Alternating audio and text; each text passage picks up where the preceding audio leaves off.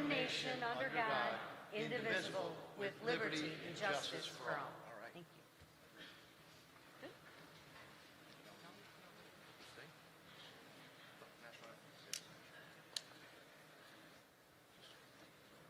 If you could please remain standing for the national anthem of the greatest country on earth. I was going to say.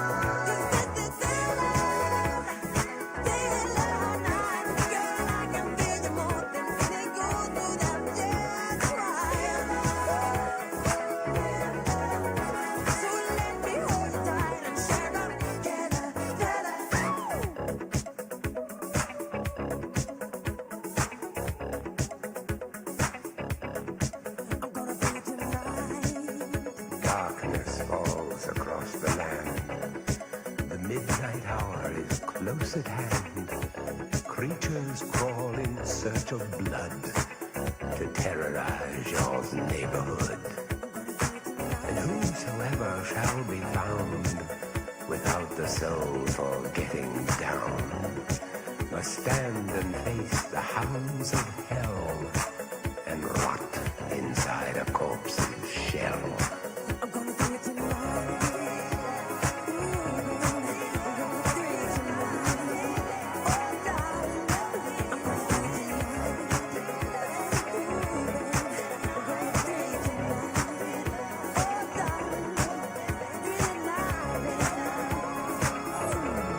The foulest stench is in the air, the funk of 40,000 years, and grisly ghouls from every tomb are closing in to seal your doom. And though you fight to stay alive, your body starts to shiver, for no mere mortal can resist the evil of the thriller.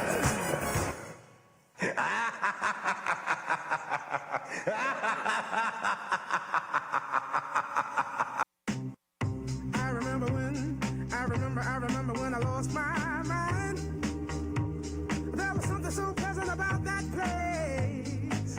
Even your emotions have an echo in so much space.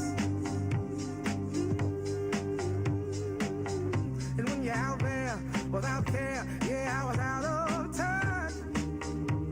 But it wasn't because I didn't know enough. I just knew too much. Does that make me crazy? Does that make me crazy? Does that make me crazy? Possibly.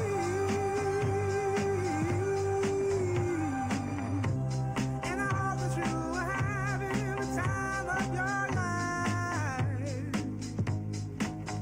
But think twice. That's my only advice. Come on now, who do you think you are? Bless your soul. You really think you're in control? Well, I think you're crazy. I think you're crazy. I think you're crazy, just like me.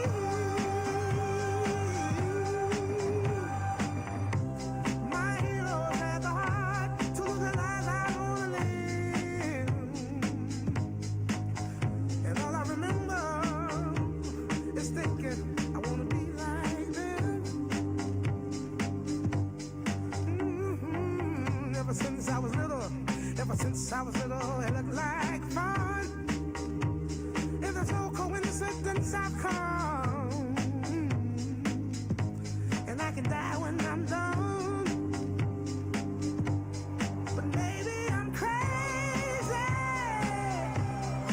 Maybe you're crazy. Maybe we're crazy. Probably.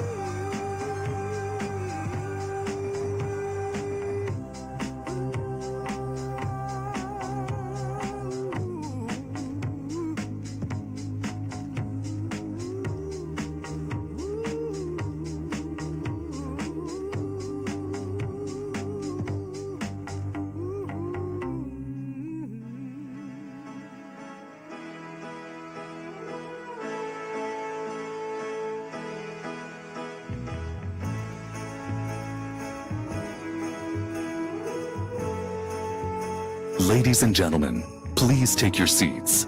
The program is about to begin. But long as there are stars above you, you never need to doubt it. I'll make you so sure about it. God only knows what I'd be without you. If you should ever leave me,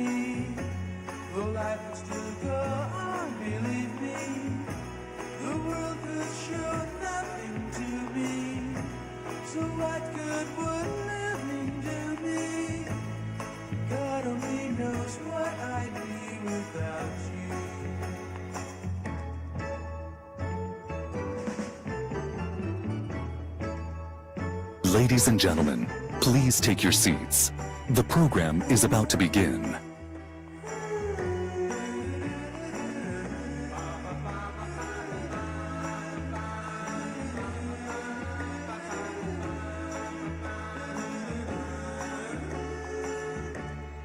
God only knows what I'd be without you.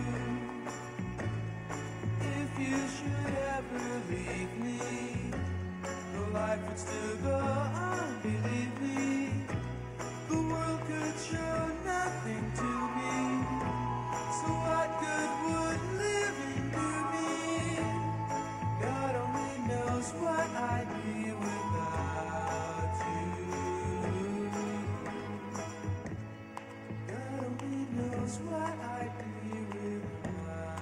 God only knows what I'd be without. God only knows what I'd be without. God only knows what I'd be. God only knows what I'd be without. God only knows what I'd be. God only knows what I'd be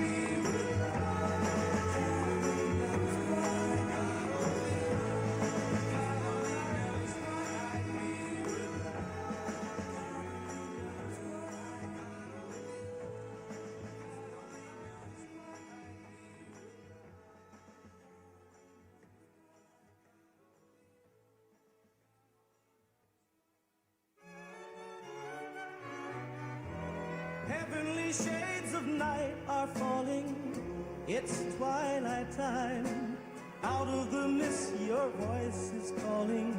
'Tis twilight time. When purple colored curtains mark the end of day, I'll hear you, my dear, at twilight. Ladies and gentlemen, please take your seats. The program begins now. Shadows gather splendor as day is done. Fingers of night will soon surrender the setting sun. I count the moments, darling, till you're here with me. Together at last at twilight time. Here in the afterglow of day, we keep our rendezvous beneath the blue air. In the sweet and same old way, I fall in love again as I did then.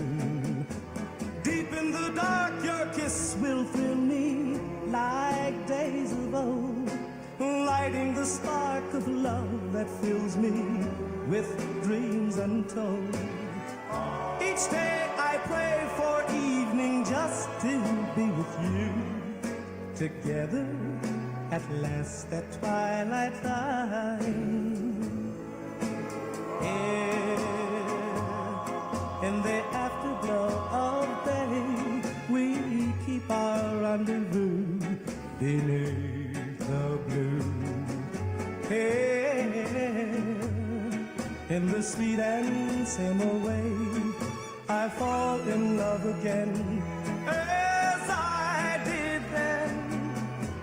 Deep in the dark, your kiss will thrill me like days of old, lighting the spark of love that fills me with dreams untold. Each day I pray for evening just to be with you. Together at last at twilight time. Together at last at twilight time.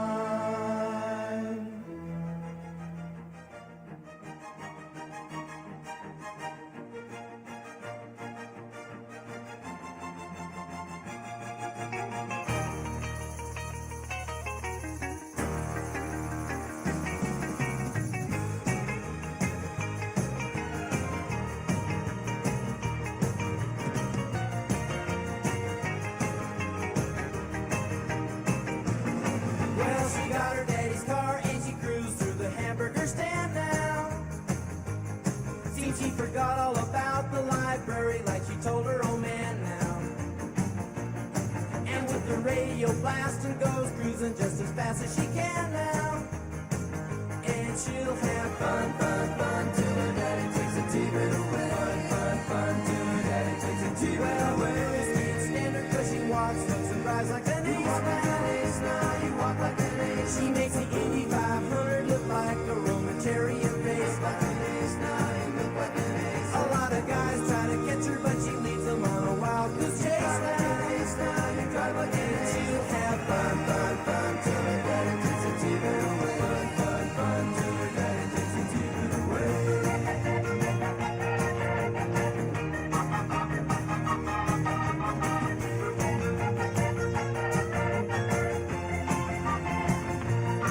Well, you knew all along that your dad was getting wise to you now. Now you shouldn't have lied. And since he took your set of keys, you've been thinking that your fun is all through. You shouldn't have lied. Now you shouldn't have lied. But you can come along with me 'cause we got a lot of things to do now. Now you shouldn't have lied. And we'll have fun, fun, fun. Now that daddy took the T-bird away. Fun, fun, fun. Now that daddy took the T-bird away. Fun, fun, fun. Now that daddy took the T-bird away. Fun, fun, fun. Now that daddy took the T-bird away.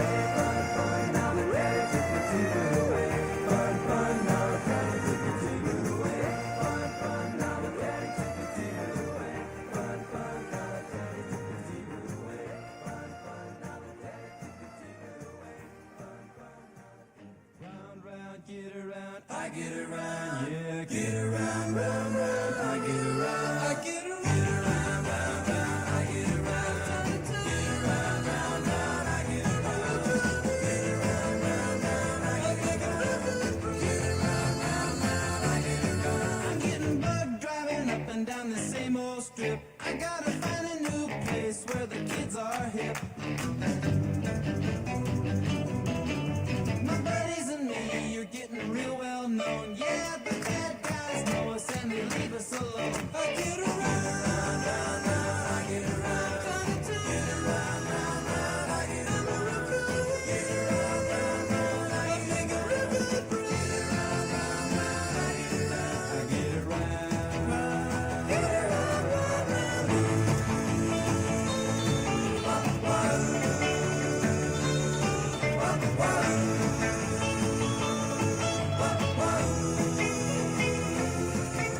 we always take my car 'cause it's never been beat. And we've never missed yet with the girls we meet.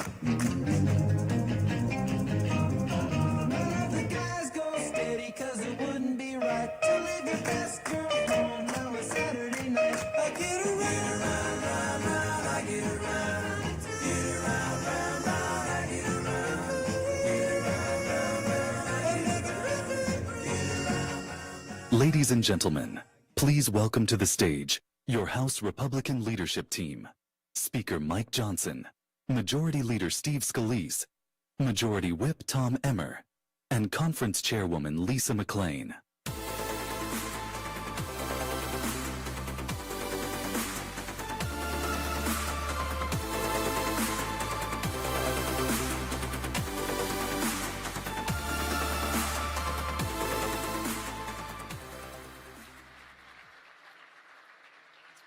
Thank you all so much. Have a seat for just a moment. It is so good to be here again at Doral, President Trump's amazing property. How about a round of applause for this incredible venue? And the Congressional Institute, we're so grateful for bringing us all together as they have done for many years now. This is the best time to be together. It's the best place to be together. We have so much to celebrate. When we were here just last year, we were talking about being on the edge, on the verge of the dawn of a new golden era in America. And my friends, that is exactly what we are in the middle of now, the new golden era, new golden age.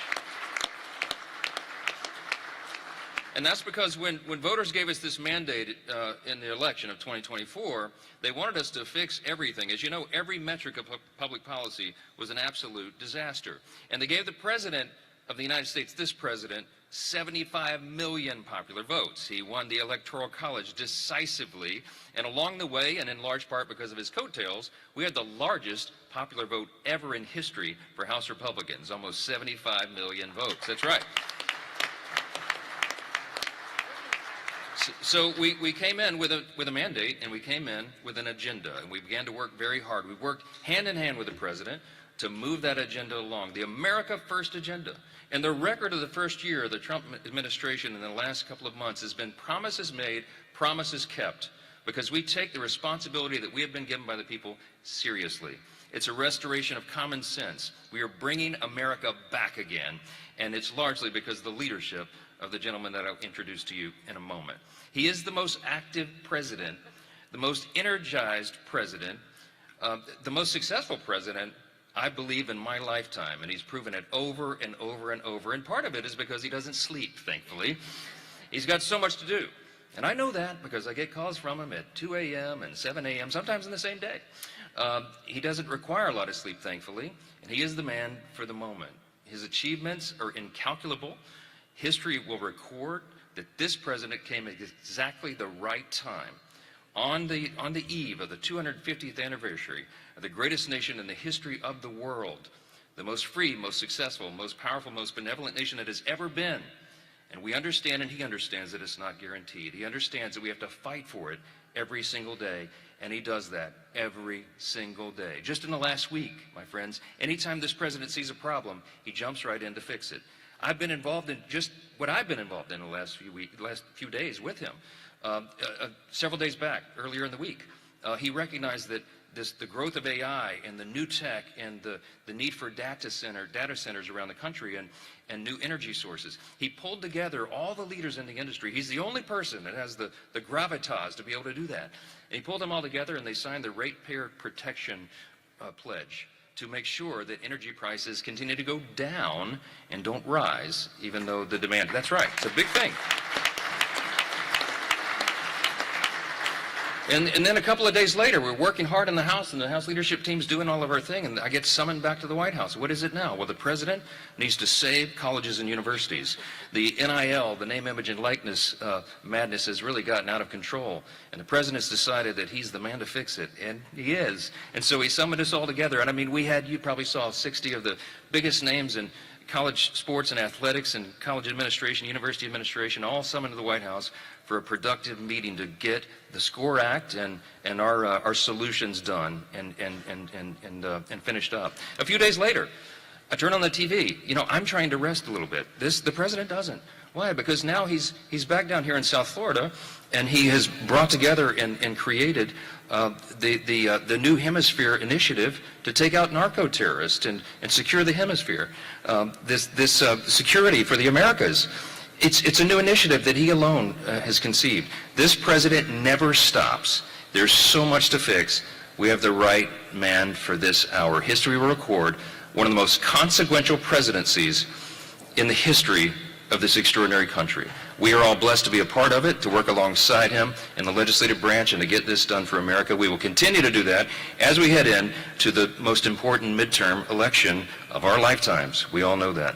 Without further ado, my friends, I want to present to you not just our host and the property owner, but the 45th and the 47th President of the United States, Donald J. Trump. From the lakes of Minnesota to the hills of Tennessee, across the plains from sea to shining sea, from Detroit down to Houston and New York to LA, where there's pride in every American heart, and it's time we stand and say that I'm proud to be an American, where at least I know I'm free. And I won't forget the men who died, who gave that right to me. And I gladly stand up next to you and defend her still today. 'Cause there ain't no doubt I love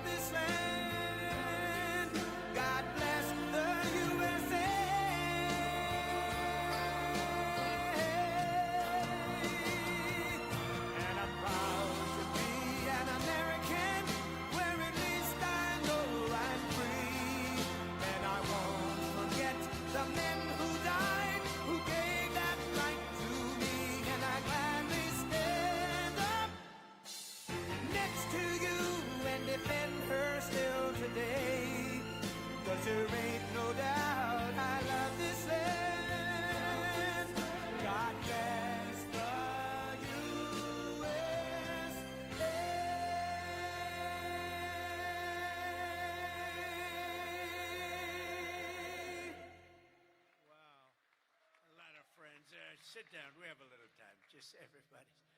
Thank you very much. And our great speaker, Speaker Johnson. And hello to the men and women of one of the most consequential Republican majorities in history. It's not a big majority, but it's just about the most consequential. The job you've done is incredible. And they are members that are warriors and really people that are for the American people, and that's why you're doing well, and I think that's why we're going to continue to do well. We're fighting a little tradition, you know, historically the person that wins, Democrat or Republican, wins the presidency. For whatever reason, it doesn't work out, but we've done a lot. I don't know, I think we had the best first year of any president ever, and that includes you. You came along with me and you made it happen. So with your help and hard work, we're making America great again, and we're doing it much faster than we thought, and it's better, stronger, and our country is doing really well. I mean, at a level that nobody thought. We took a little excursion because we felt we had to do that to get rid of some evil, and I think you'll see it's going to be a short-term excursion. How good is our military, right? Amazing. How good. Short term. Short term. Thank you. They're great. You know, we all together, in my first term, we rebuilt our military. And I didn't know I'd be using it so much in the second term, but we have a military like no other. It's not even close. But I especially want to recognize the rest of our amazing House Republican leadership team and so many of my friends that are congressmen, some senators.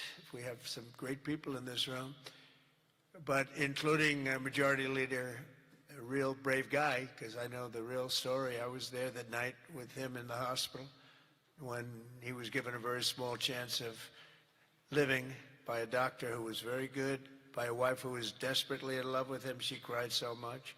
Because I've seen the other two. I've seen guys at the end of the line, the wives aren't exactly shaken up.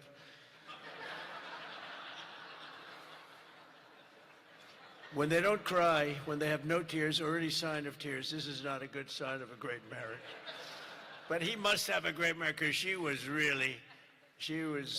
just devastated. She was going to lose her guy. But it worked out that the doctor said more blood was put into him than he's ever seen. He was in big trouble. I looked at him that night and I said goodbye to him, but he made it.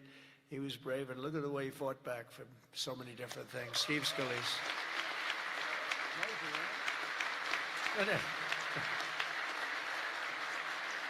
And we have another one, Tom Emmer, who I really got to know over the last few years, and I'll tell you, he's a winner. He's a champion with another great wife. We got good wives up in there.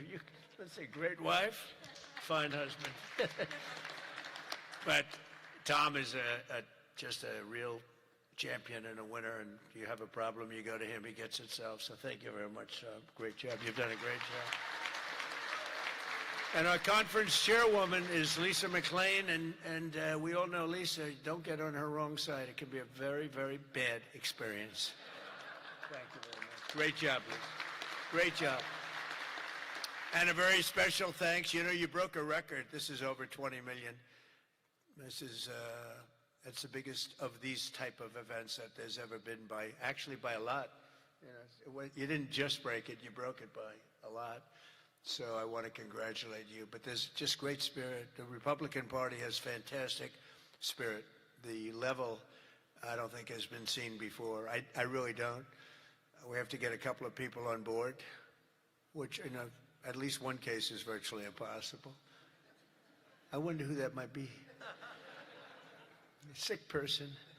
But I want to say a very special thanks to everyone at the Congressional Institute for helping organize this event. This has been amazing.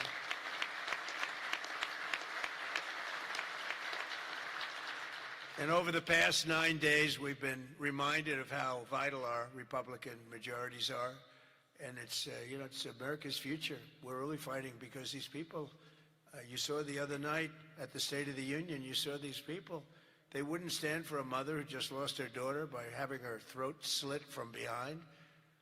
They wouldn't stand for the helicopter pilot who just got the Congressional Medal of Honor for landing safely in Venezuela, a helicopter with a lot of soldiers on that helicopter, and he was able to land it safely, and his leg was practically ripped off. And for those people that know about helicopters, you land them pretty much with your legs, right, Tom? You land them with the legs, and he was in bad shape, and he got it. He got that. Not only landed, he landed in exactly the right spot and exactly as blood was pouring down the aisle, which didn't make all of those soldiers in the back feel too good. They're looking at a pilot who's bleeding out. But they didn't want to stand for that. They didn't want to stand for a 100-year-old soldier who had left a legacy of bravery. Everybody talked about it for years, and it was time for him to get the Congressional Medal of Honor. They didn't want to stand for him. There's something wrong with those people, and we can't let them ever be in a position where they can lead this country again or destroy this country again, because we almost lost this country. This country was close to being lost. The representatives in this room provided the pivotal votes in securing a record $1 trillion for the United States military this year, and now the world is witnessing the importance of that investment with one of the most complex and stunning operations ever conducted, and that's Operation Epic Fury. That's a great name, isn't it? Epic Fury.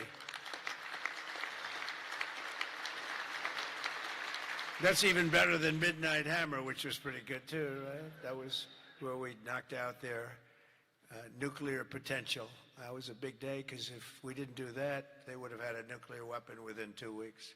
And I think we'd be in a lot different situation.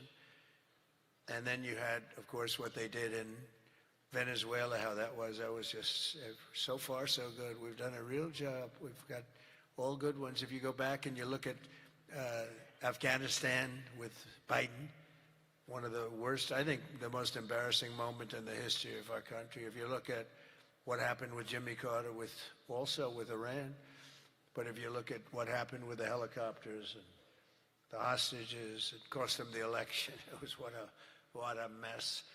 The world respects us right now more than they have ever respected us before.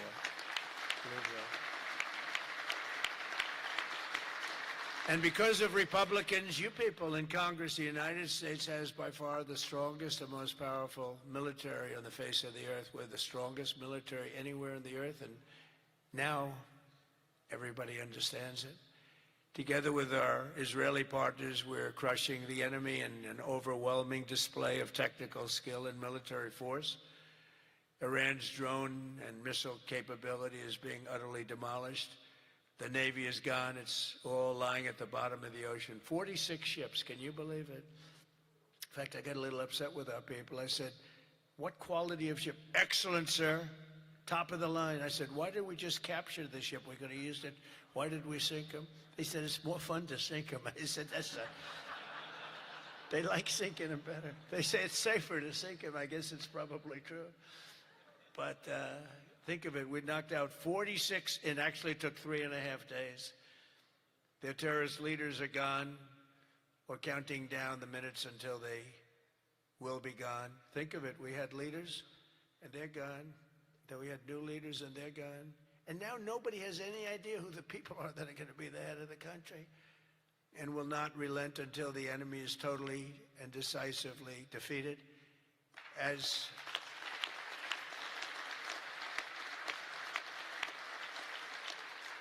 And remember, Iran did so many bad things. They were really, if you look at Soleimani, who was taken out, as you know that, but you know who. But if you look at Soleimani, the father of the roadside, you call it a roadside bomb because most people don't understand the different terms. It was when they plant bombs in roads, as you drive by, happily drive by, the bomb goes off, and no matter how strong the armament, it just kills the people. Or you lose your arms, legs, and face. And those bombs got worse and worse, and he got happier and happier, and we took him out. That was a big thing because he was the head. It might have been a much different story. They may have been much more capable than they are had he lived, because he was capable. He was vicious, violent, and capable. But we got rid of him first term. And we did so many things. I mean, we've done So many things, but as you know, on Saturday I traveled to Dover Air Force Base to be with the families of 6 fallen warriors as they returned to American soil. And I know that everyone in this room joins me in sending our prayers and eternal gratitude to the families of those great heroes. Those families are incredible families. Devastating to be. Hardest thing to do. You know, I've done it a lot. The hardest thing to do is to go to Dover, because Dover is where, for the most part, a lot of the fallen, the warriors, the great young people that have died in war, they seem to mostly go to Dover. They come home to Dover. Dover does a great job of handling things. They have men assigned to the family. They have men and women that are incredible, assigned to the families. It's a beautiful thing, but it's also a very sad thing. But they all said one thing to me: make sure you win, sir. Make sure you win. They weren't playing games. They want to make sure. They said it. Everybody said it. They were separate, but everybody said the same thing: make sure you win. We will. We've already won in many ways, but we haven't won enough. We go forward more determined than ever to achieve ultimate victory that will end this long-running danger once and for all. 47 years, it should have been done a long time ago. The world would have been a different place had some president had the courage to go and do it. They should have done it many, many times. They had many opportunities. The United States of America is the greatest and most exceptional nation in human history and will not be threatened by evil terrorists and lunatics any longer. We just can't do that. And you know, when I always talk about how great our nation is, I don't know, I don't consider our nation very great for 4 years under Biden. We were a laughingstock all over the world. We were a laughingstock. So, you know, I say great, great, great, but I don't know, when you look at what happened with so many different things, the open border, 25 million people, many of them very bad people pouring into our country with open borders that just said, come on in, makes no difference. They emptied their jails into our country. 11,888 murders, 50% of which murdered more than one person. The drug dealers came in. The mentally insane came in. They emptied their mental institutions. They emptied their insane asylum. That's a step above a mental institution. They emptied them all right into our country. And we've done a great job of doing what we've done. Think of it, we have the lowest crime rate that we've ever had. We have the lowest murder rate in 125 years, and we're saddled with all of the problems of the criminals that were let in. You know, look, they're smart people. I know the people that run those countries, every one of them, and they're all streetwise, very smart, and I would do exactly the same thing. They emptied their jails into our country. I said that was going to happen when I heard that they were having open borders. I didn't believe that they were going to happen. When I realized that they actually were going to have open borders, I said, we're going to have every person in jail. We're going to have every drug dealer. We're going to have all these countries all over the world. The Congo, they emptied their jails all the way from the Congo to all parts of South America, Asia. They sent in their people in jail, murderers. Some of the worst people on earth got sent into our country. And I'll tell you what, ICE is unbelievable, what they have to put up with and how tough they have to be. That goes for Border Patrol, and it goes for law enforcement, our law enforcement people. But sadly, even as our service members are fighting bravely to protect America abroad, the Democrat minority in Congress is deliberately sabotaging our national security at home. And you're going through it right now, fellas. I mean, you're going through, it's not even believable. You know, we should be very safe right now, especially when we're attacking somebody that's evil, bad intention.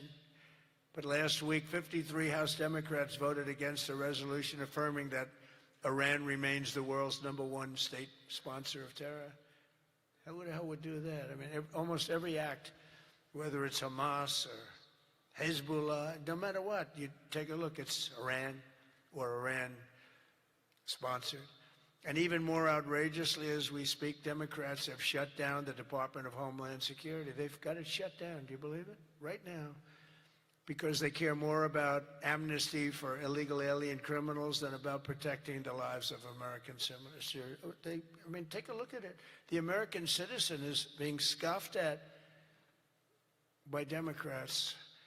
it doesn't make sense. None of this stuff makes sense to me, you know, when they sat and they wouldn't stand up for incredible people. They just refused to clap, stand up.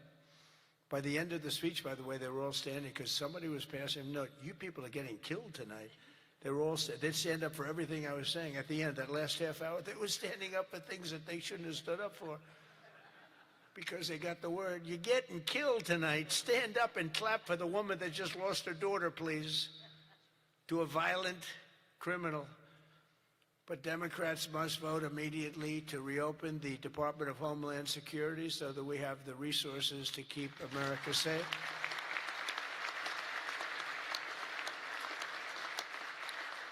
And under our pro-America, pro-worker, pro-family agenda, our country is winning again and America is respected again. And I think we have a country that's as hot as it's ever been, ever before, maybe hotter. And I say it all the time. The king of Saudi Arabia said it to me better than anybody could say it. He said, you know, I get along with him very well, very smart person. He said, you know, a year and a half ago, your country was dead, absolutely dead. We never thought it was coming back. And now you have the hottest country anywhere in the world. It's true. We're the hottest country anywhere in the world, by far. And that's before we showed off our military strength with Venezuela and now with Iran. You know, Iran was supposed to be this big, powerful country. We wrapped the hell out of them. And, you know, I don't know when they cry uncle, but they should have cried it 2 days ago, right? But they don't have anything left. In our country, inflation is plummeting. Incomes are rising. The economy is surging. Our border is the most secure at any time in American history. And the murder rate is the lowest in 125 years. That's before my father was born. My father was born 6 years later than that. I don't know if he'd like me to say that. Never liked to talk about his age. He said, don't talk about that. But think about 125 years ago, 1900, the year 1900. The stock market has set 53 all-time record highs since the election. And it's going to go a lot higher as soon as we get rid of this stuff that we're doing right now, that we really had no choice. I mean, I think I asked people, I said, would you rather do this or would you rather go along nice and smoothly, but eventually have a catastrophe the likes of which perhaps the world has never seen? And just about everybody says, except for lunatics, that no, you had to get it done. Should have been done a long time ago. The average 401k is up almost $35,000. Think of that. It's at the best they've ever done. And I think you're going to see some real numbers when this gets, because this was always a dark cloud hanging over not only Israel, which was going to get wiped out.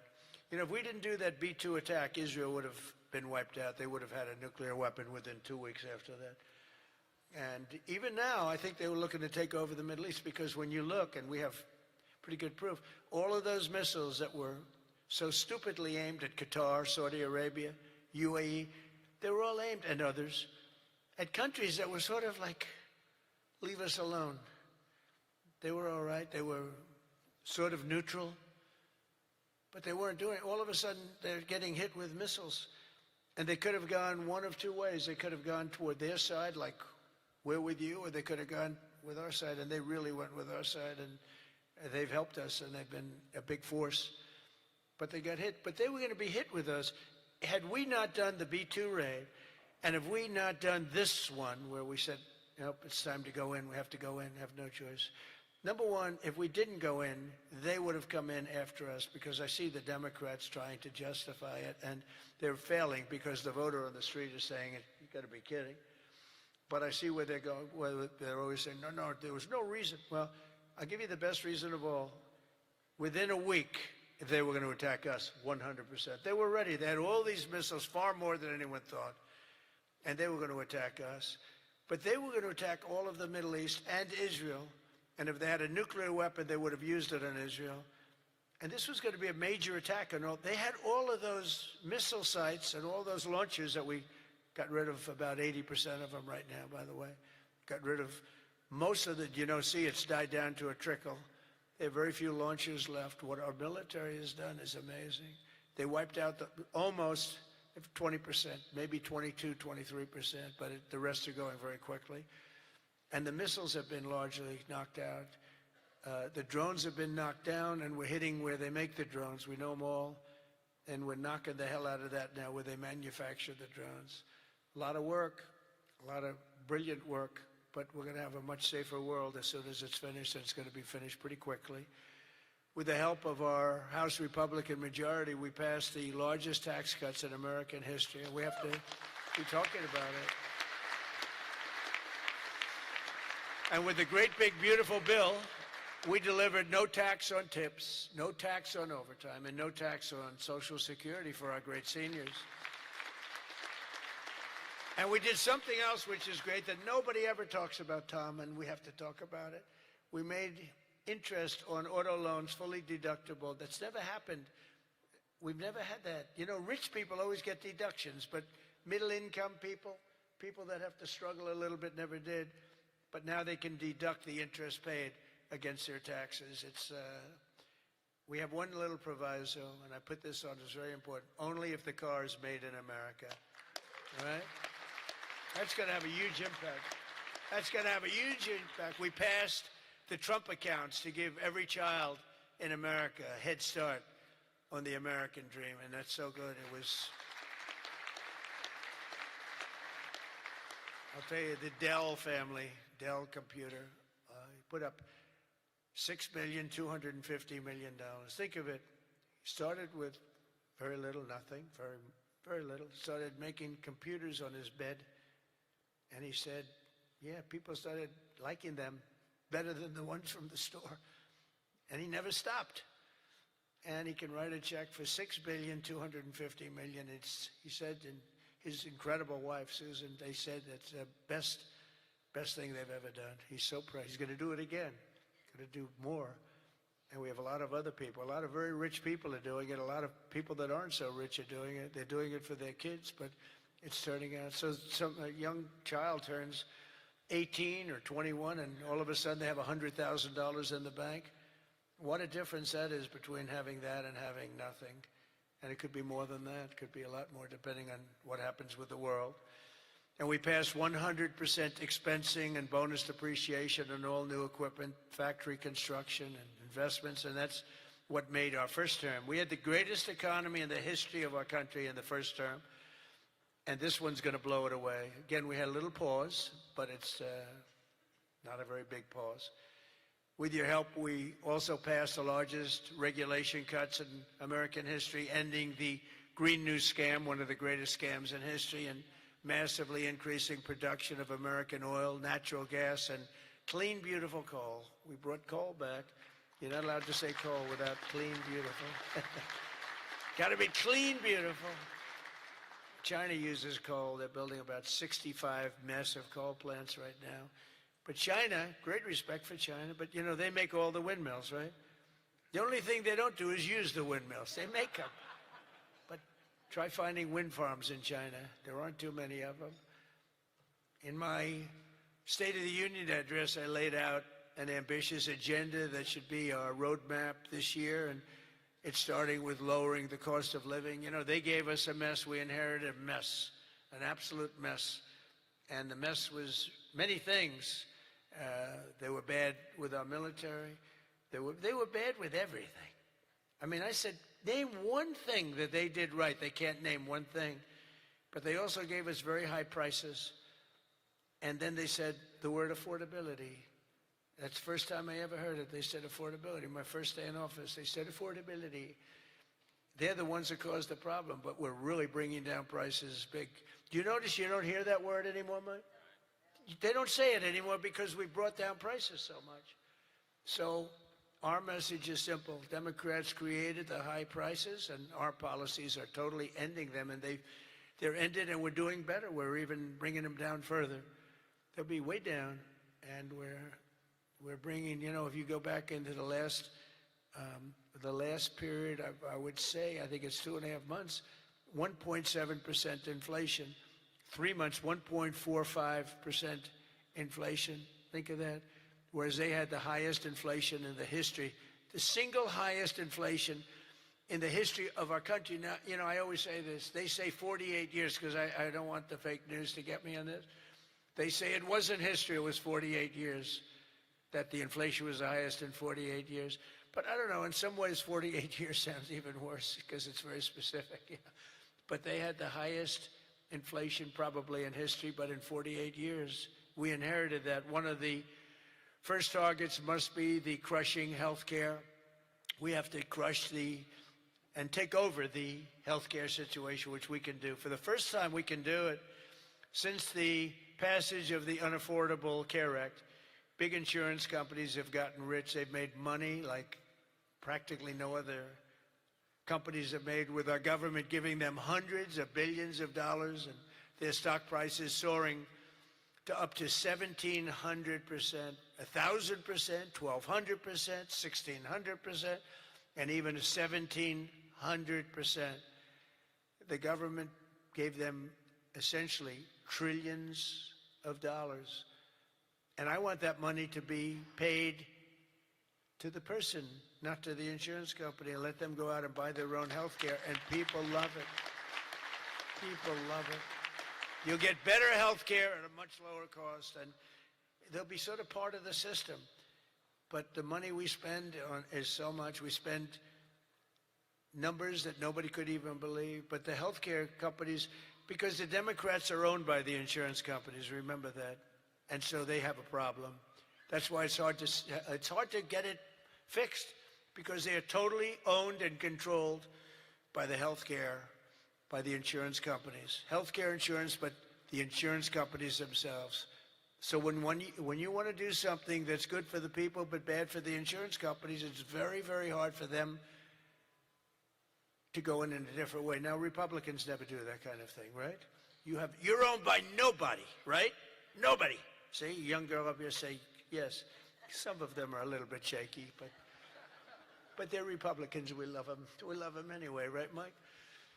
But they are owned by those big, powerful insurance companies that are making a fortune, and it's hard to get them to do the right thing. They know what the right thing is. So we want the money to be paid directly to the people and let the people go out and buy their own health care. And people love it. They love it. We can own the issue.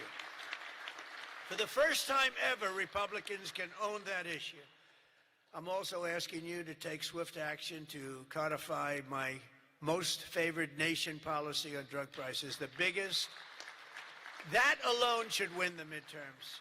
We have, and I tell this story all the time, my first term, third year, I actually had a slight, it was 0.25% decline in drug prices. First time in 28 years. I was so proud. I went home, told our great First Lady, who's now a movie star, I got the biggest, can you believe this?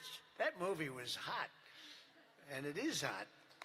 She became a movie star. It was a good movie. But I went home and I said, you know, it's amazing. We do so well. We work so hard. This issue is the single biggest issue. Okay. I had a news conference, I'm embarrassed to say, a long time ago, my first term, third year, because I went up to a level that I did things that nobody's ever done. 28 years, I brought it down 0.25%. Now I brought it down 80%, 90%, 75%, depending the way it's driving the fake news crazy because I say 400%, 500%, 600, depending on the way you want to talk about it, if you want to talk about pricing.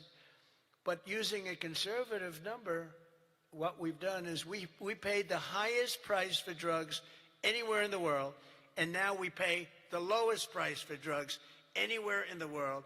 We are tied for the lowest price. Whoever has the lowest price, that's what we pay. And I did that through tariffs. We had a little disappointing decision, to put it mildly, from the Supreme Court. Terrible decision for the people, but the good news is I have lots of other ways of doing the same thing. I just have to work a little harder. They want me to work harder, but we're doing the same thing with a lot of work. But I used tariffs to get this because I went to other countries. The drug companies were not easy, but I got them. And I said, we're not paying. We were paying for a pill $130 that in London and Germany and different places you'd pay $10. So we were paying 13 times more. They're paying $10, we're paying $130. And the drug companies, I called them in. We had a rough time, but it wasn't that bad. And they agreed because they knew that I couldn't get the countries. You had to get the countries to approve it. And I called up, and you've heard me say this a couple of times, not often, but I called the countries up. I called up France. I said, Emmanuel, you have to cut your good friends from America a reasonable deal. What's happening is you are paying a tiny fraction for drugs. No, Donald, I cannot do anything about that. I said, you can. He said, no, I will not do it. I will not do it. Because he'd have to raise his pill from $10 to $20 and maybe even $30. Ours would come down from $130 down to $20. Think of that. From 130. That's what you're going to get. From 130 to 20. But he has to double his price from $10, and they were the boss. I said, no, you will. No, Donald, I cannot do that. And I heard this from all the other countries, too, very elegant people. And they were saying, no, we cannot do this. We will not do this. I said, yes, you will, 100%. No, we will not. Because, they have to double up their prices.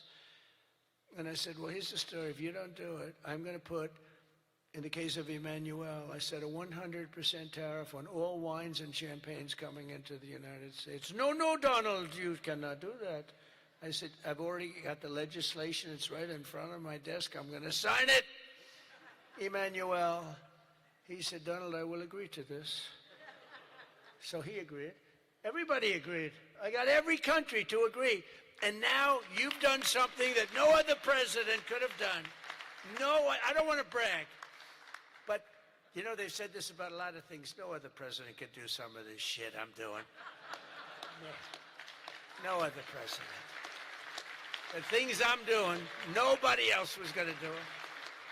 They say it all the time, sir, could you do this? You're the only one can do it.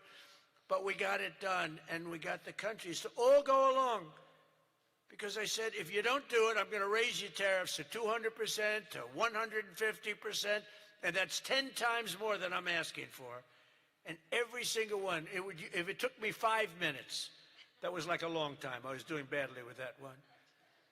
So now we have most favored nation pricing into permanent law, and you should codify it. But I don't care that much about codifying it, because what politician is going to agree to increase drug prices by 500%, okay? So, but it's still good to have it codified. Don't you agree? They're saying, sir, we have to codify it. I said, that's okay, but I'm not. Other things you should codify. That I can tell you. This one, you should codify, because you want to take credit for it.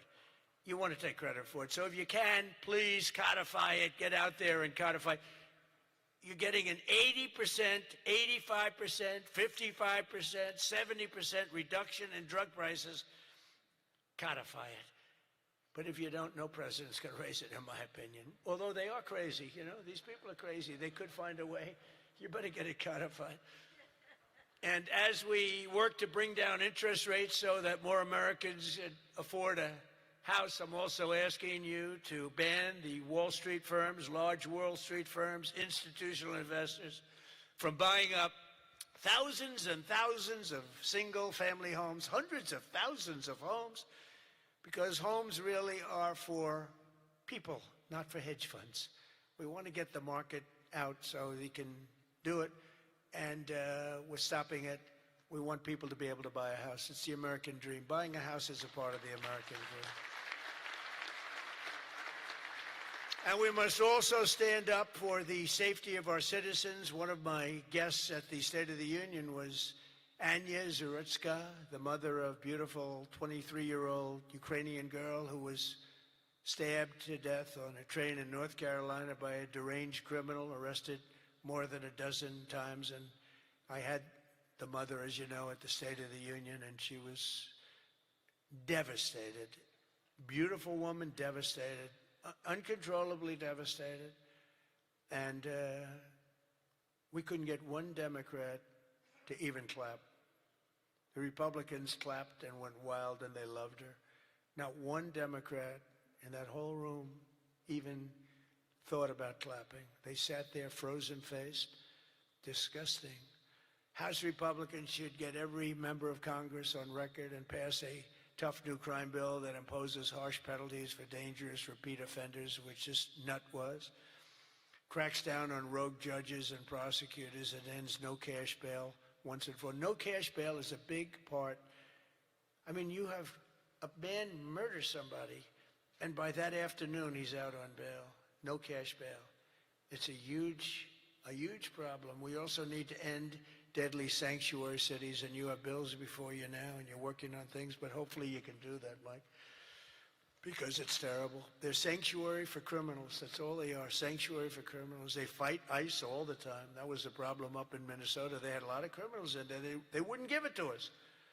And to stop illegal aliens who cannot even speak English from driving 18-wheel tractor trailers. They have no idea what they're reading.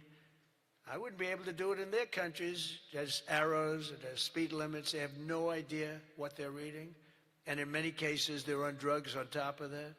We need to ban any state from granting commercial driver's licenses to illegal aliens. Have to do it. And I want to thank House Republicans for passing another common sense measure. I would think it's the easiest thing. I just told Mike. You know, you were at $19 million. I have to say this because I've never contributed. I was a huge contributor for years and years. Once I became president, I never contributed any money because the greatest thing about being president is I no longer have to contribute. Nobody ever asked me for money. They asked me for my endorsement. I've endorsed just about everybody in the room. But keep winning, right? Yeah. 124-0 this Tuesday. 124 wins, no losses. Is that good? And there were some rebels. We endorsed a few rebels, right? A few that Mike was saying, it's going to be a tough one. But we're 124-0. But as president, nobody ever asked me for money. And as president, you know, like as president, you sort of don't make campaign contributions. Right? Doesn't even. But I heard you were at $19 million today. I said, has that ever been done? No, sir, it's a record, but 20 would sound better, right, Mike? Yes. He said, I'm going to give you $1 million. It's the first time I've done it. I never did it before. I never did it before.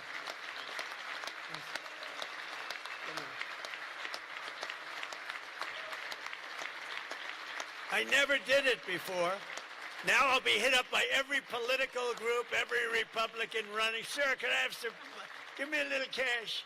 I'll have Emmer come up to me and say, how about a little cash for my campaign?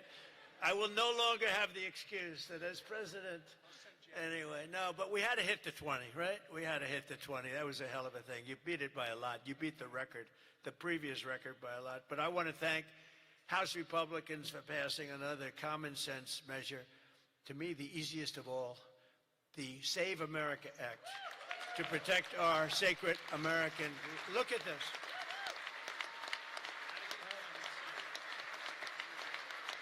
Look.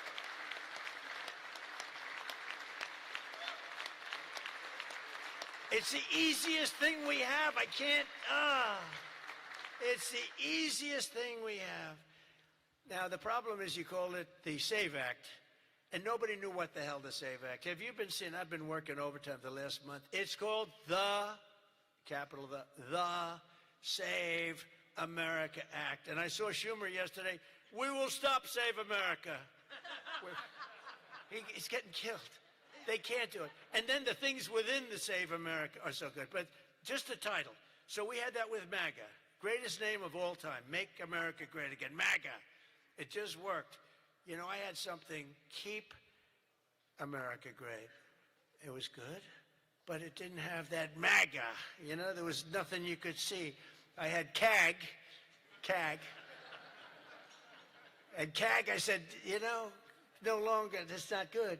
But MAGA is great, and we'll always respect MAGA. We love MAGA. We're never going to let you down with MAGA. But this one's even better if you think about it. This says, America. We're going to save America. The Save America. How can they fight us? The Save America Act. And I've watched them. I watched Schumer, who's horrible. What a horrible politician. He is now a Palestinian officially. He is registered as a Palestinian. He's taken the biggest turn of any human being I've ever seen. He's gone from totally pro-Israel to totally pro-Palestinian. He wants to protect the Iranian people that are quite nasty. But it's very simple. All voters must show the act. Voter ID. Ready? This is not complicated. Voter identification. Now, if I have a whole list, but I don't want to put. I have like hundreds of things on the list. If you go shopping, if you do this, if you buy a car, if you license a car, if you point to everything you need to have identification. So all voters have to show identification, ID. All voters must show proof of citizenship in order to vote. So you have ID and you have citizenship. So far, good. No mail-in ballots except for illness, disability, military, or travel. Mail-in ballots are a disaster. Jimmy Carter, the best thing he ever did, he headed a commission after he was president. It was the single best thing, and he did a thing on mail-in ballots.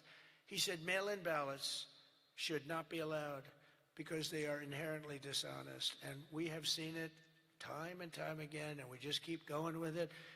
And I put that down as a top three. Look, no mail-in. Now, you have the exceptions for the military, and I would even say foreign-based military. But for the military, for disability, for illness, and if you're traveling, you have an excuse.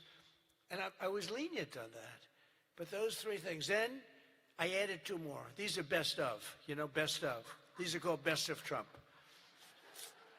We should also add on to this bill. And so what I've asked Mike to do is to draw a new one with these few things added. And let's go for the gold. Let's not just get one like voter ID, but, it can be given to you by your daughter.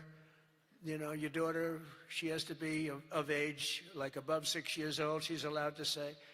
You had to see some of this stuff is so bad. They're doing everything possible because they know if we get this, they probably won't win an election for 50 years, okay? And maybe longer. And they're going to fight like hell. But boy, do they get killed. Because even the Democrats, you saw the numbers today, Democrats voted 86% that this stuff should be passed. The Democrats. With Republicans, you're at 98%.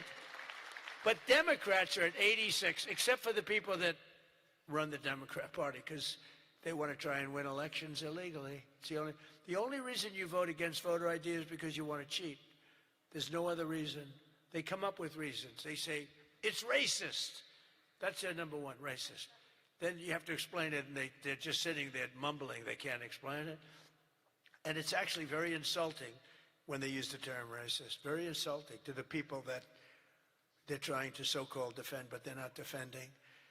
Then I wanted to add two more to it because they're, I say 95%, maybe 100%. No men in women's sports, very simple. Add that in. And I wanted to add in one other, I'm not even adding in no open borders because, there's some people that like open borders. These people are crazy, but that's okay. Because I want 5 things that are like close to 100%. No transgender mutilation surgery for our children. You can't have transgender for our children. So those 5 things. 5 things. Voter ID, citizenship, mail-in ballots, no mail-in ballots. Right? We don't want men playing in women's sports. That's got to be about close to 100%. We don't want men playing in women's sports and no transgender mutilation of our children.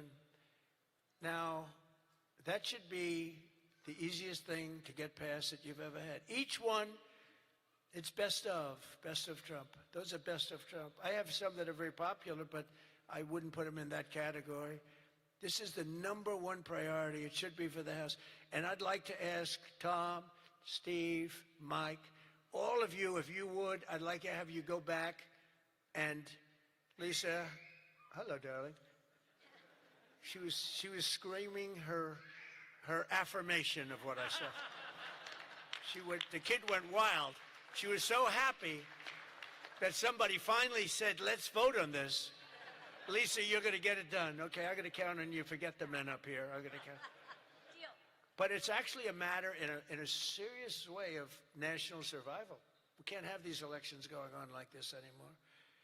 You use paper ballots. If right now they have watermark, it's so safe, it's so good. You put it, it gets under a light. It says, a code. It's very, very hard to cheat. Another thing, and I don't even bring this up, it costs 7% the cost of those crazy machines. You know, I love the machines where they get the machines, they spend all this money, and they announce during the election that the tabulation will go along for another 3 weeks, right? With mail-in voting, you know, there's not a country in the world that does mail-in ballots anymore. They tried it. France tried it. It failed. They go to paper ballots. They're all doing paper ballots right now. Most of them are doing paper ballots, except us. And nobody is doing what we're doing. And there's no elections so corrupt as the elections in the United States of America. And we can solve them with this.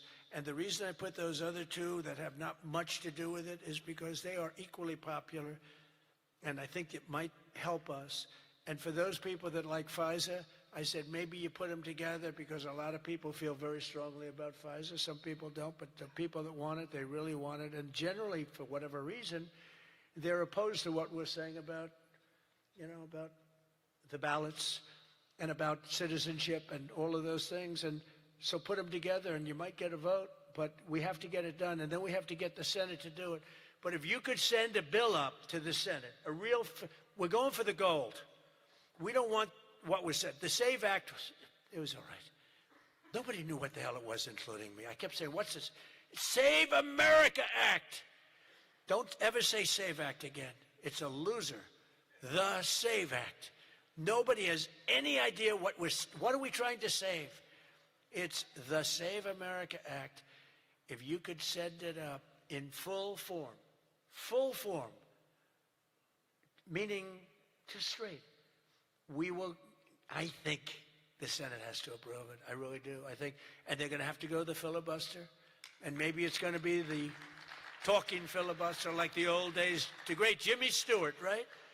Remember the great movie, Jimmy Stewart?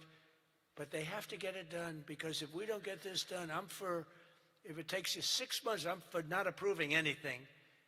I'm for not approving anything. I don't think we should approve anything until this is approved. And they can't win politically. Look, you have them in a corner, and they're listening to every word I'm saying, and it doesn't matter, because they can't win it politically. Because when they say, we don't want voter identification, we don't want proof of citizenship, all these things are just losers for them. And they won't be able to withstand it. Just like at the State of the Union, they started clapping at the end. I said that. And the reason, because politically, you have to stand for these great people that were being. And the word came out from people watching it on television, you guys are getting killed. And this is an even bigger example. So if I could ask the people in this room to go for the gold. We're going for the gold. We're not going for the bronze. We're not going to sign a watered-down version like has been sent up there. Let's go for the gold, and let's just not accept anything else. I'll tell you what, I'm willing to just sort of say I'm not going to sign anything until this is approved. I really am. That's how bad it is.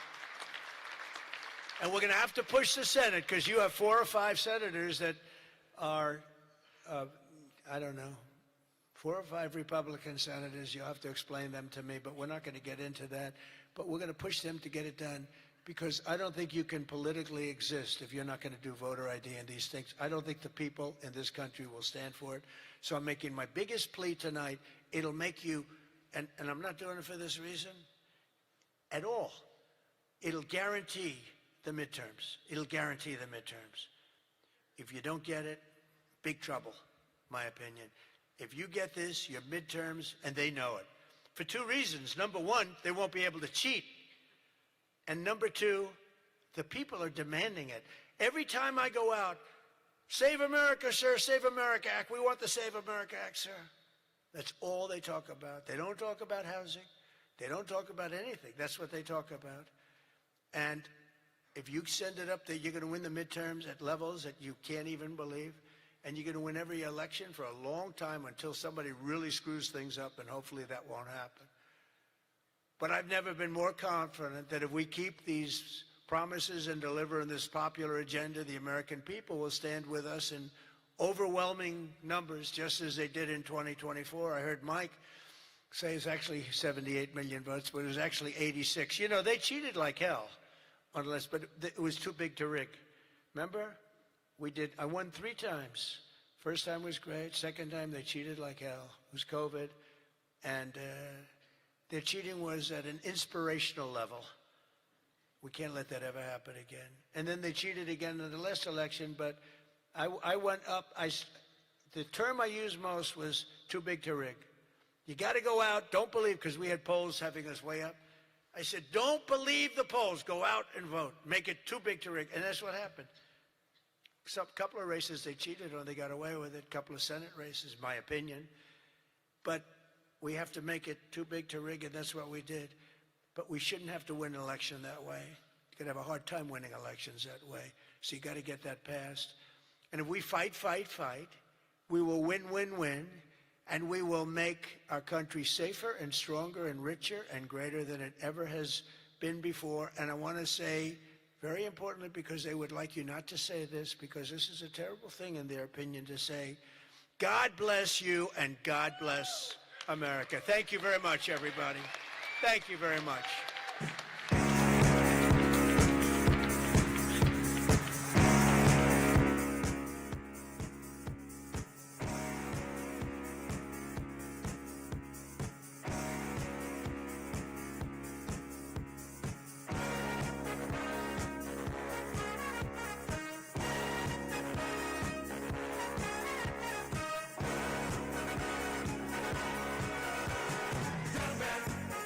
There's no need to feel down.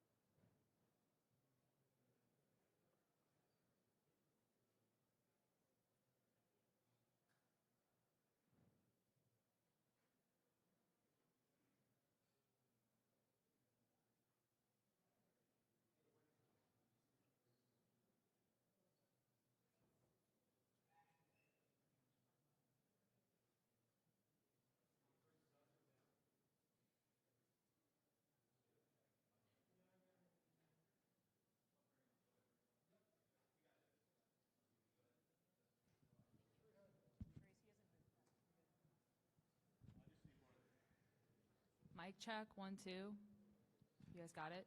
1, 2, check, 1, 2. Mic check, got it? Everyone good? Here's a question mic, check, check, check, question mic, check. Presser in position, yes.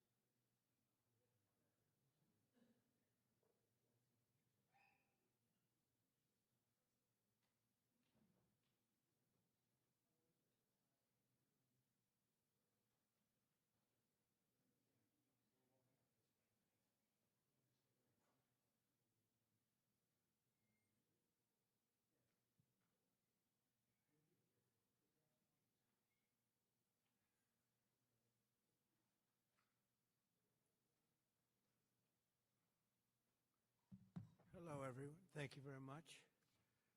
It's been a very big 2 days, I have to say. And we'll be heading back to Washington, D.C. right after this.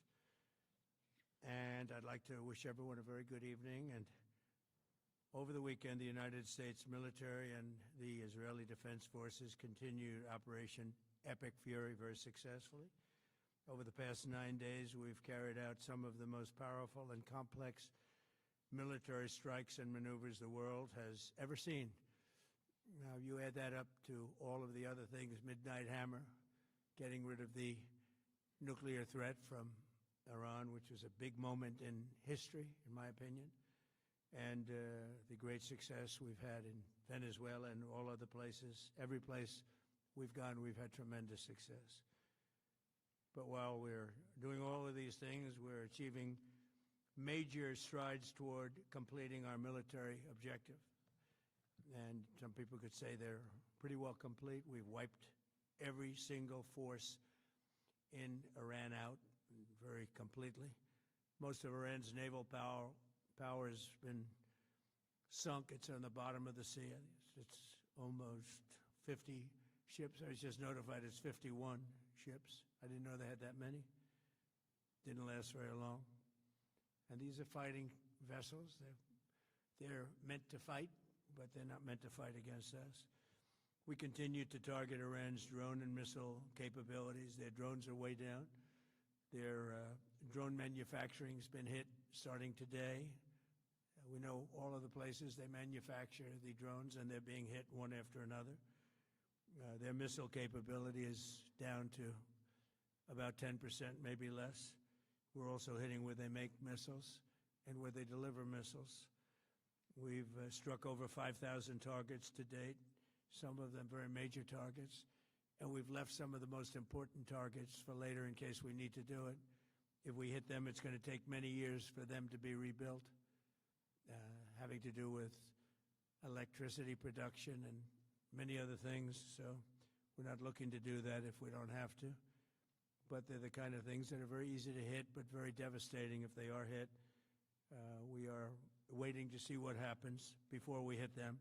We could take them all out in one day, but it's all resulting in a 90% decline in various things, but in particular, Iranian missile launchers and 83% drop in drone launchers. As you know, the drone launchers are pretty well shot, but we're at over 90% decline in the Iranian missile launchers, which is very hard to reproduce and very hard to get.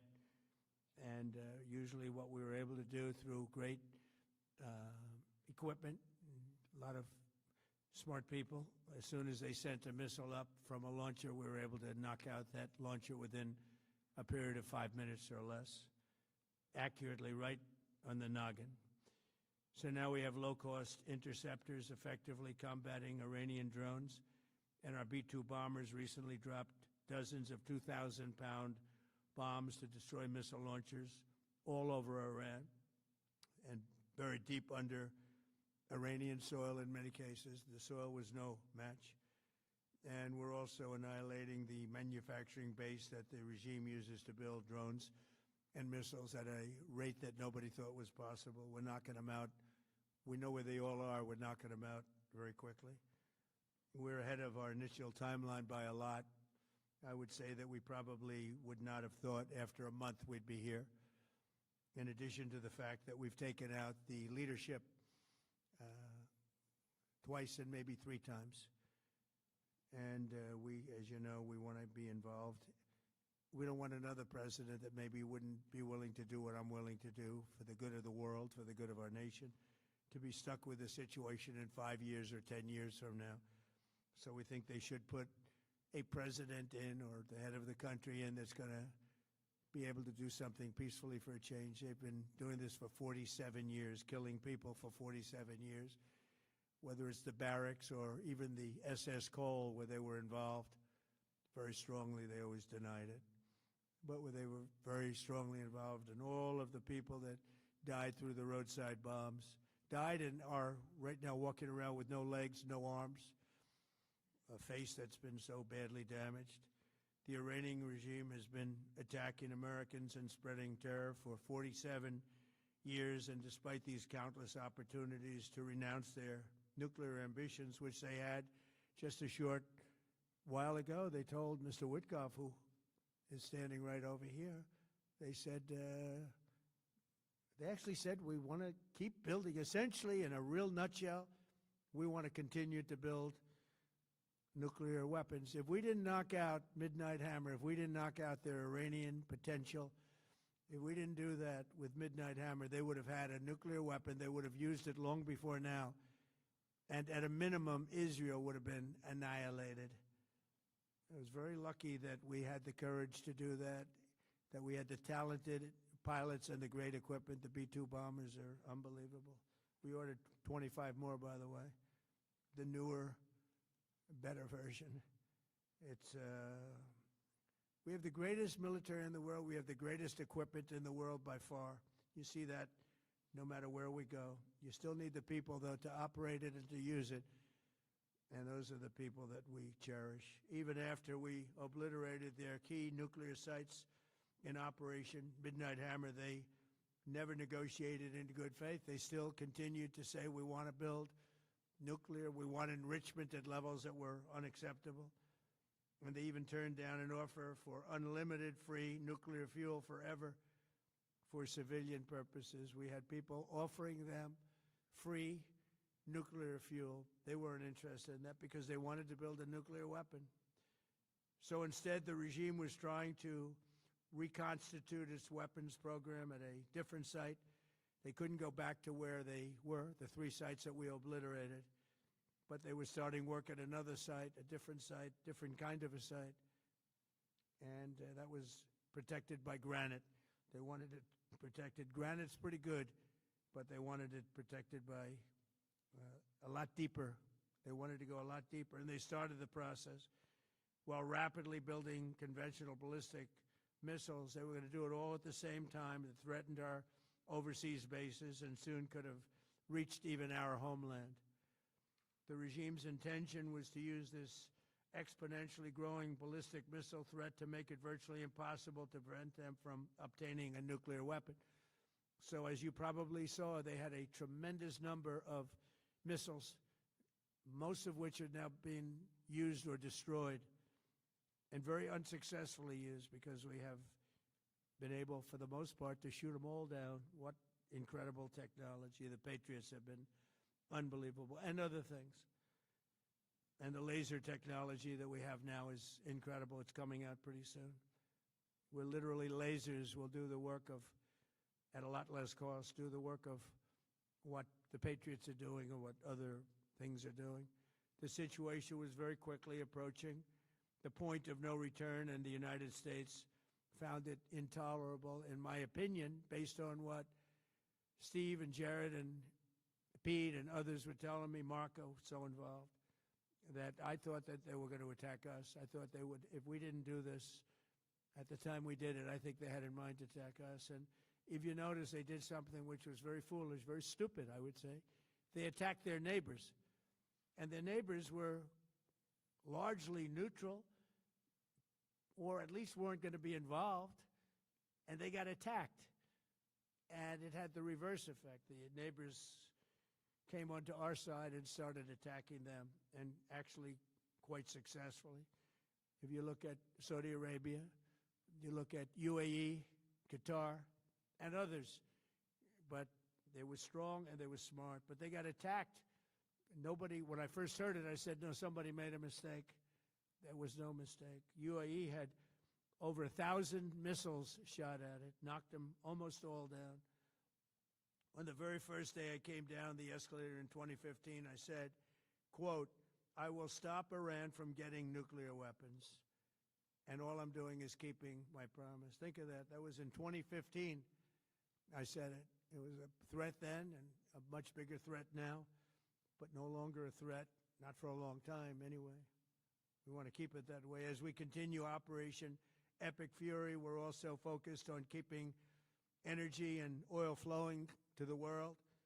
and I will not allow a terrorist regime to hold the world hostage and attempt to stop the globe's oil supply. And if Iran does anything to do that, they'll get hit at a much, much harder level. I will take out those targets that were easy and that I mentioned just before. We'll take them out so quickly, they'll never be able to recover, ever. If they want to play that game, they better not play that game. In the long run, oil supplies will be dramatically more secure without the threat of Iranian ships, drones, missiles, nuclear menace, or anything. So the Strait of Hormuz is going to remain safe. We have a lot of Navy ships there. We have the best equipment in the world, inspecting for mines. Again, most of their ships are down at the bottom of the sea, but we will hit them so hard that it will not be possible for them or anybody else helping them to ever recover that section of the world if they do anything. In recent years, the regime and its terror proxies have launched attacks on hundreds of commercial vessels. We're putting an end to all of this threat once and for all, and the result will be lower oil prices, oil and gas prices for American families. We've done that. We've done it. We brought it very low. This was just an excursion into something that had to be done. We're getting very close to finishing that, too. In the meantime, during this brief disruption, the United States is offering political risk insurance to any tankers operating in the Gulf. So we're putting up risk insurance. We'll perhaps go alongside of them for protection. We don't think it'll be necessary if it is. And if they do anything, the price will be incalculable. It will be so great that they will have wished they never did it, because you have to keep the straits flowing. With all of that, it affects other countries much more than it does the United States. It doesn't really affect us. We have so much oil. We have tremendous oil and gas, much more than we need. We have Venezuela now as our new partner, great partner. They've worked out so wonderful. We're working with the administration, the president, and it's a massive source of oil, gas, everything. But we're in a very good position, but very unfair to other parts of the world, like China as an example. I mean, we're doing this for the other parts of the world, including countries like China. They get a lot of their oil through the straits. So we're doing this. We have a very good relationship with President Xi in China. I'm going there in a short period of time, and we're protecting the world from what these lunatics are trying to do, and very successfully, I might add. We're also waiving certain oil-related sanctions to reduce prices. So we have sanctions on some countries. We're going to take those sanctions off till this straightens out. Then who knows, maybe we won't have to put them on. There'll be so much peace. But when the time comes, the U.S. Navy and its partners will escort tankers through the strait if needed. I hope it's not going to be needed, but if it's needed, we'll escort them right through. And we have the greatest mine-sweeping ability. We have the greatest ships, and all of we know exactly where they're placed. We'll get them out of there very fast, but we hope we don't have any of that. And again, if they do that, if they play that game, we're going to hit them at a level that they have not seen before. So we're winning very decisively. We're way ahead of schedule. Our military is the greatest in the world, with the greatest equipment and the greatest people in the world. Nobody's ever seen anything like it. Iran's a very powerful country. They were going to take over the Middle East. If we did not hit them, they were going to take over the Middle East. They had thousands and thousands. Since their last hit, they had thousands and thousands of missiles and everything else. Most are now destroyed. But they were going to take over the Middle East. Those weapons were aimed at Middle Eastern countries that had nothing to do with this. They were going to take over the Middle East, and they were going to try and destroy Israel. So we stopped it with good timing, and we're very proud to be involved in this, and it's going to be ended soon. And if it starts up again, they'll be hit even harder. Thank you very much for being here. Go ahead. Any questions? Thank you so much. Go ahead. Do you approve of Iran's new supreme leader? And secondly, can you tell us more about your call with Russian President Vladimir Putin today? Yes. What did you discuss? Yes, I had a very good call with President Putin. We had a lot of people on the line from our side, from his side. We were talking about Ukraine, which is just a never-ending fight. And look, there's tremendous hatred between President Putin and President Zelensky. They can't seem to get it together. But I think it was a positive call on that subject. And we obviously talked then about the Middle East. And he wants to be helpful. I said, you could be more helpful by getting the Ukraine-Russia war over with. That would be more helpful. But we had a very good talk, and he wants to be very constructive. Yeah, please. Yeah, please. Thank you, Mr. President. On Iran, you called it an excursion. You said it would be over soon. Are you thinking this week it will be over? No, Are you talking but soon. about days? I think soon. Okay, and with respect Very to... soon. Look, everything they have is gone, including their leadership. In fact, there are 2 levels of leadership, and even actually, as it turns out, more than that. But 2 levels of leadership are gone. Most people have never even heard about the leaders that they're talking about. So it's obviously been very, very powerful, very effective. To Cuba, you said that Cuba wants to make a deal. Yes. What would the United States get in return for that, and why should Americans trust Marco Rubio to negotiate it? Well, Marco Rubio is doing a great job. I think he's going to go down as the greatest Secretary of State in history. Look at what we've done as a presidency. Look at what we've done as an administration. They trust Marco, and so do the American people trust. He's been successful no matter where he's been.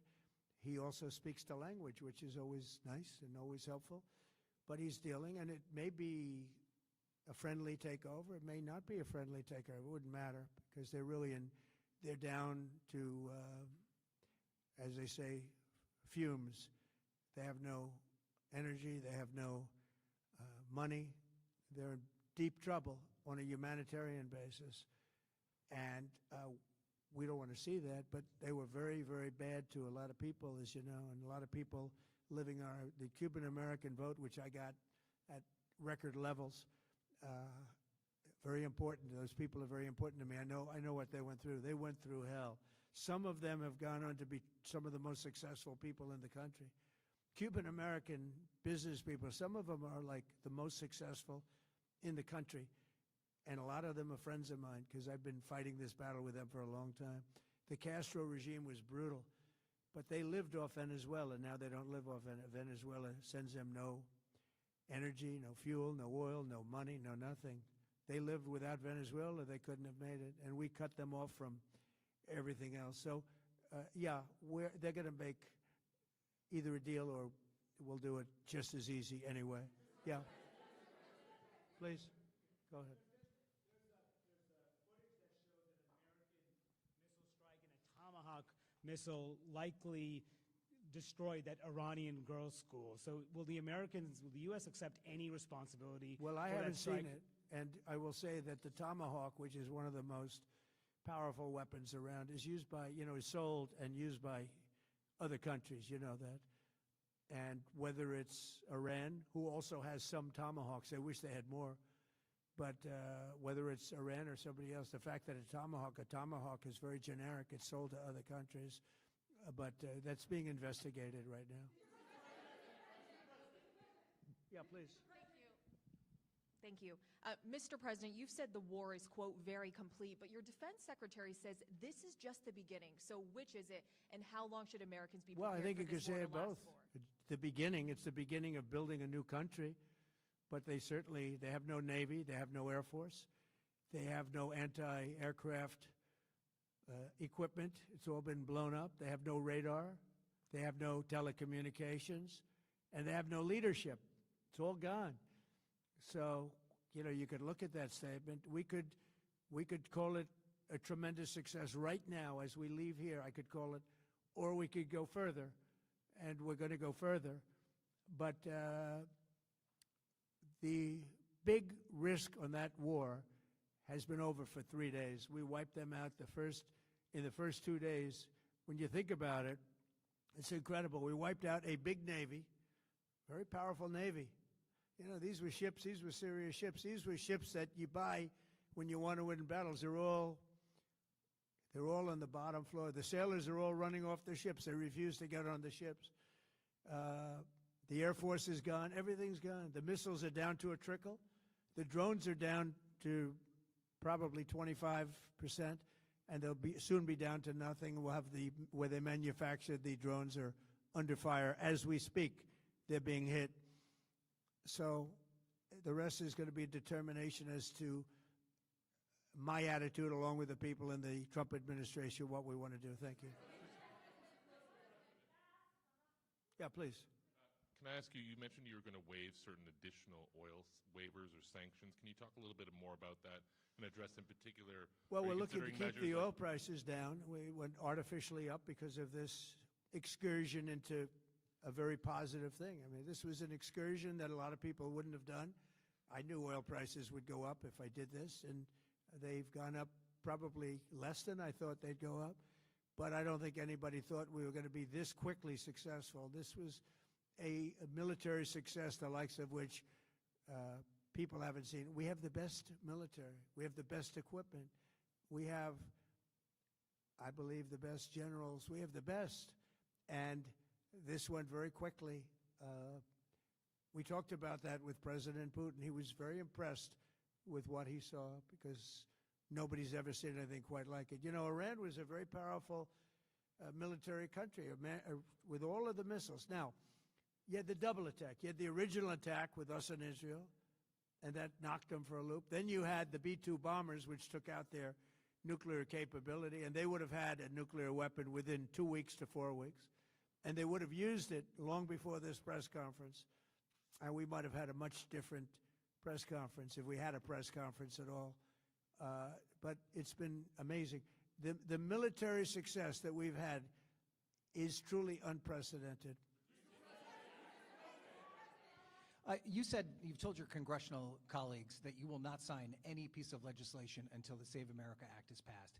Does that include the confirmation of Senator Mullen as your next DHS secretary? Does that mean a DHS funding bill? And Senator Thune said today it's not a matter of whether or not your Republican colleagues agree with the policy, it's about changing the process. In other words, getting rid of the filibuster to get there. So in order to get it, you're going to need Democrat votes. And what we're saying is the Save America, not the SAVE Act, which nobody knew what it was, the Save America Act, the Save America Act. And that's voter ID. We want voter ID. When a voter, we want to be able to see a picture of the voter. We want to be able to see that the voter is legitimate. We want, very importantly, confirmation that this voter is a citizen of the United States of America, and we want no mail-in ballot scams. So we have exceptions for the military, for sick, for disabled, and for people that are away, business trips or whatever. Even vacations will be very liberal in that. We've added two things to it: no men and women's sports and no transgender mutilization of our children. We don't want it's mutilization of our children, and we don't want that. So we added those two things. That's the 5 points. We have 5 very good points. It polls at 86% with Democrats. Think of that. The overall vote is 86%. With Republicans, it's 98%. And the only one opposed to it is a Democrat leadership because they cheat. They want to cheat. So we added those 2 points. We're going for the gold, and we're going to have to fight like hell. Now, certain things will happen. Certain things will take place. I'm here to do a great job for the country. But we don't have a country, if we're going to have elections that are so corrupt and so dishonest like we've witnessed over the last period of time. You know, as an example, virtually nobody has a system of mail-in ballots like we have. No other country in the world. France went away from it. They all went, you know why? Because it's corrupt. And Jimmy Carter, when he had a commission, frankly, I think it's probably the best thing Jimmy Carter did. He said, you can't have mail-in voting because it's inherently dishonest. And it's turned out to be totally dishonest, so we're going to fight for it. Yeah. Has Iran activated any sleeper cells inside the U.S.? There's reports that they have press that trigger button to activate those cells, at least abroad? Well, they've been trying for a long time. We've been very much on top of it. One of the things we have to do is get the Democrats to stop the Democrat shutdown, because, as you know, the apparatus that looks into that, Schumer and the Democrats have shut it down, which tells you they probably hate our country a lot. But the Democrats have to open that up. But we've got very, very good intelligence into that. We know a lot of different things that have happened that have been very bad. A lot of them came in during the Biden open border period, but we have them under, we've got them, we're watching every single one of them. Yeah, we know a lot about them. The biggest problem we have is the Democrat shutdown. We know a lot about them, but the shutdown doesn't allow us to do what we have to do. Do you have to take him out? Does he have a target on his back? You mean the new supreme leader? You mean the son? How can there be an Iran with Well, another I don't want to. Ayatollah? I don't want to say that, but you know, I was disappointed because we think it's going to lead to just more of the same problem for the country. So I was disappointed to see their choice. Thank you, sir. You've said you have someone in mind to be the new Iranian leadership, if not the Ayatollah's son. What are you looking for in that person? Are you looking at someone internal, given that you just said that their leadership has been I decided like the and idea wiped of, out? internal and eternal, come to think of it.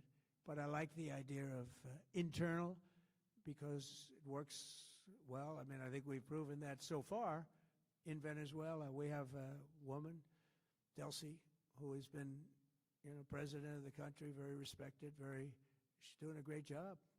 And it's, no disruption. We had, as you remember, Iraq, where everybody got fired. The military got fired, the police got fired, the politicians got fired. There was nobody. And you know what they turned into? ISIS. And we don't want that. We don't want that. So I would like to see people that are inside go. Now they talk about the son of the Shah. They talk about other people. But, hasn't been there in many, many years. We have a formula that's been very good so far, and I think it'll continue to be good. The relationship is extraordinary with Venezuela, smart country. We've taken out 100 million barrels of oil. It's right now in Houston being taken care of and made so beautiful. And you have to see this at work. They have, it's brought to the refineries. It's being refined in Houston, which is made exactly for that product.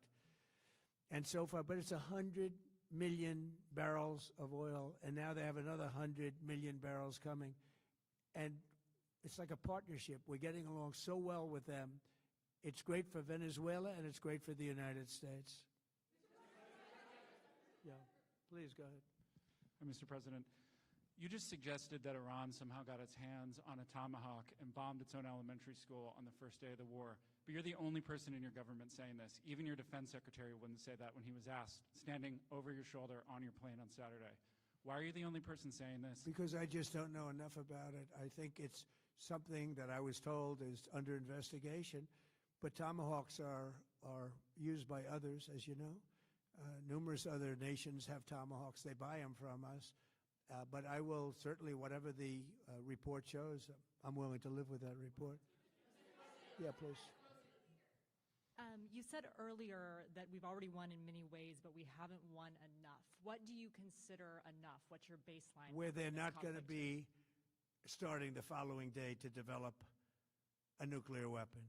Where they'll look at that man and some other people from the administration and say, all right, we're not going to do it. They were not willing to say that. And when Steve called up and he said that to me, I said, well, here we go. Let's do it the hard way. But the hard way, I think, is probably the easy way.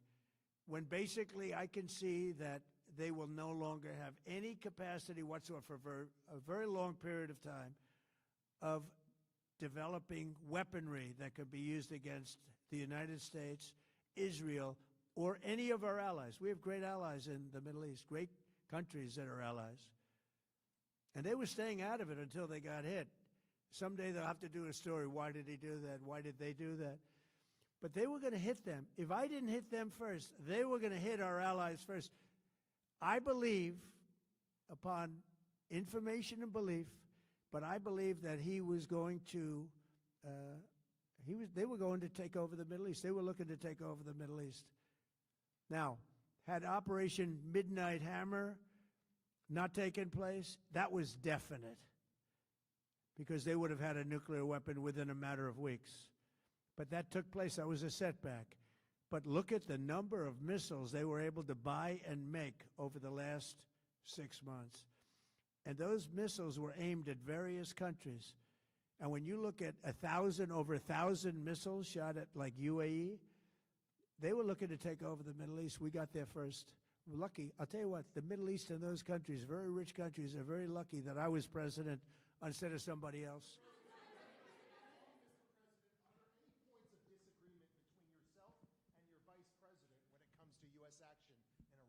I don't think so, no. No, we get along very well on this. He was, I would say, philosophically a little bit different than me. I think he was maybe less enthusiastic about going, but he was quite enthusiastic. But I felt it was something we had to do. I didn't feel we had a choice.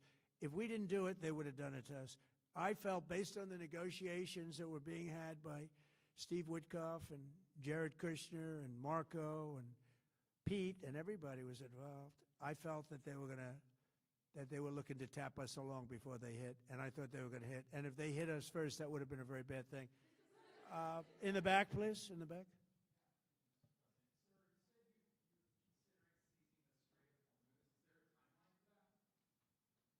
About the Strait, you mean? Yeah, well, I want to keep it open. I want to keep it good.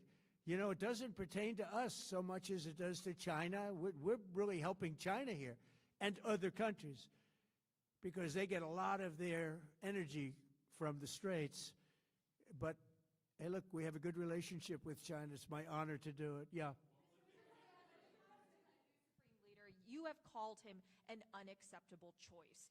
So does he have a target on his back? And how can you say I don't want to say whether or not he does because that would be inappropriate. But, hey, look, I had a target on my back because, as you people wrote pretty well, they caught the assassin that was after me. So we just got them first. But they caught the assassin. They have him now in custody that was after me. So, you know, but people don't like to mention that. But they did catch him. And I'd like to congratulate our military, Secret Service, FBI, all of the people that worked on that. But they did. Yeah, please.